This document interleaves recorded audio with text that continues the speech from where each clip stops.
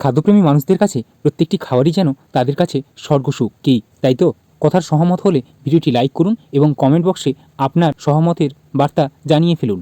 আর খাদ্যপ্রেমী বাঙালির কাছে সমস্ত খাবার যেমন প্রিয়, হ্যাঁ তেমনি তাদের প্রাণের খাবার হলো সকালবেলা কিংবা বিকেলবেলায় চা, তার সঙ্গে খানিক অন্য কিছু। চায়ের সঙ্গে অনেকেই বিস্কিট কিংবা কেউ তেলে ভাজা কিংবা আবার কেউ নানান ধরনের চিপস খেতে ভালোবাসেন। কিন্তু সকালবেলায় তো আর তেলে ভাজা খাওয়া সম্ভব নয়, আবার কোথাও সম্ভব হলেও হয়তো তেলে ভাজা পাওয়া যায় না সকালবেলায়। যাই হোক, আমি সেদিন নিয়েছিলাম চা, সঙ্গে নানান ধরনের চিপস, আর ছিল টমেটো কেচাপ। চিপসের সঙ্গে কেচাপ কেমন লাগে তা দেখার জন্যই নিয়েছিলাম কেচাপটি। যাই হোক, চিপসের মধ্যে ছিল কোনোগুলো 1-2 করে লেখা ইংরেজি হরফে, আবার কোনোগুলো ছিল গোল চাকার মতন, নানান ধরনের। ওমা, কথা বলতে বলতে চাটা ঠান্ডা হয়ে গেল।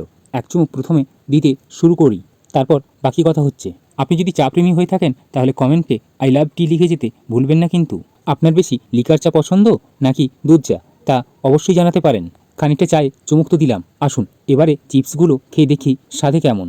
এখনকার দিনে সব কিছুতেই কিন্তু ভাইরালের ছোঁয়া। যেমন রাজুদার নয়, এখন রাজাদার পরোটা, তার সঙ্গে ছিল খেদির চপ, ও হ্যাঁ ছিল পচার মা। সত্যি কথা বলতে ভেবেই কেমন অবাক এবং মজাদার লাগলো। একবার ভেবে দেখুন তো, যদি এমনটা হতো। পচার মা গিয়েছিল পরোটা নিতে, রাজার পরোটা তেলহীন হওয়ায় মন গড়ালো খেদির চপে।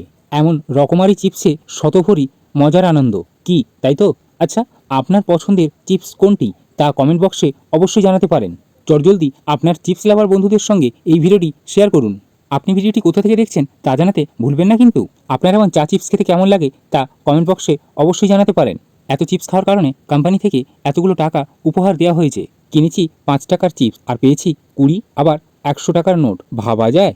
পরবর্তী ভিডিও দেখার জন্য ব্লগার সৌরভের ইউটিউব চ্যানেলটি সাবস্ক্রাইব করুন। ভিডিওটি কেমন লাগলো তা কমেন্টে অবশ্যই জানাতে পারেন। ফিরছি খুব শীঘ্রই অন্য আরেকটি ভিডিওতে। এখন সবাইকে